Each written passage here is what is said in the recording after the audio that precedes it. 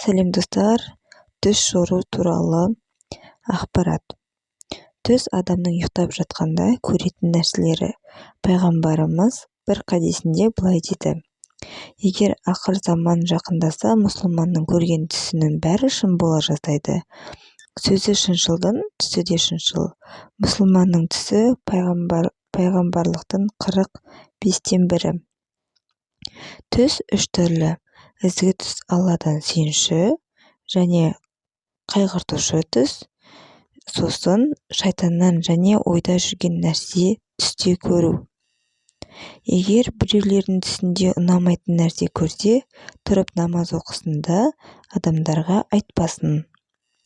Түс жоруда имам саналатын Ибн Сарин бұл хадисте төмендегідей анықтама береді: болмашы түстердің шайтанға тіркелуі, өйткені ол шақырушы. Негізінде Алла адамның барлық жақсы жаман түстерін жаратады. Ал адам жақсы түс көрсе, мына хадиске амал ету керек.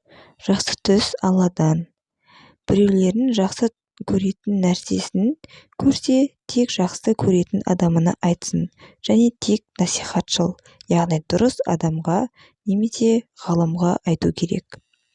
Жаман түс көргенде 4 нәрсе жасау қажет. Шайтаннан және көрген нәрсенің жаманшылдығынан Аллаға сыйынып дұға жасау керек. Сол жағына 3 рет түкіру, яғни сүф деп айту. Жатқан жамбасын ауыстырып, екінші жағымен жату, және де ешкімге айтпау. Осы нәрселерді жасаса, пайғамбарымыз айтқандай, оған еш зиян тимейді. Ал кім түсінде Алланы кейіпсіз көрсе, немесе пайғамбарымызды көрсе, ол хақ. Хадисте кімде-кім мені түсінде көрсе, ол хақ. Шайтан менің бейнемде келе алмайды деп айтылған. Түсті жоруда өте сақ болу қажет. Хадисте түс жорылғандай болады. Бұның мысалы: бір аяғын көріп, қашан қоярын тосып отырған адам секілді. Сондықтан біреулер түс көрсе, тек жанашыр немесе ғалымға айтсын. Кей адамдар көрмеген нәрсесін көрдім деп әртүрлі мақсатта өтірік айтады. Пайғамбарымыз мұндайдан өте сақтандырған. Өтіріктің ең жаманы екі көзі көрмегенді көрдім деу. Ал жорушы адам түсті көрген адамнан естігені жақсы.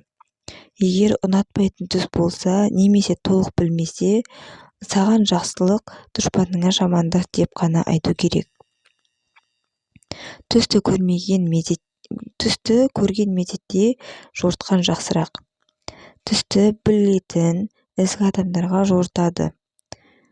Бақсы-балгерлерге жортуға болмайды. Бұрында болған әңгіме дейді. Кезінде үлкен қария түс жорымен таңылып, жан-жақтан адамдар іздеп келеді екен. Бірде бір келіншек келесі ауылдан іздеп келсе, әкесінің сапар шегіп кеткенін қызы хабарлайды. Сосын келіншек жөнін сұрайды. Мен түсімде омырауымды 2 қасқыр жеп жатқанын көрдім деп түсін айтады. Сонда сауатсыз қызы: ойбай, сізді қасқыр жейді екен ендеше деп жориды. Әкесі қайтқан соң ойындағын мән-жайын айтады. Тентек неме, егіз ұл босанатын келіншекті қасқырға жем қыпсың ғой, деп қызына зекіп жіберіпті. Арада уақыт өтіп, келіншекті қасқыр талағаны жайында хабар жеткен екен. Түс жору Юсуф пайғамбардың мұғжизасы болған. Адам түс көріп уайымдай бермесін деп, қазақ мынадай мәтел айтқан: түс түлкінің боғы. Сондықтан әрқашан Аллаға сыйынып, өзінен амандық тілейік.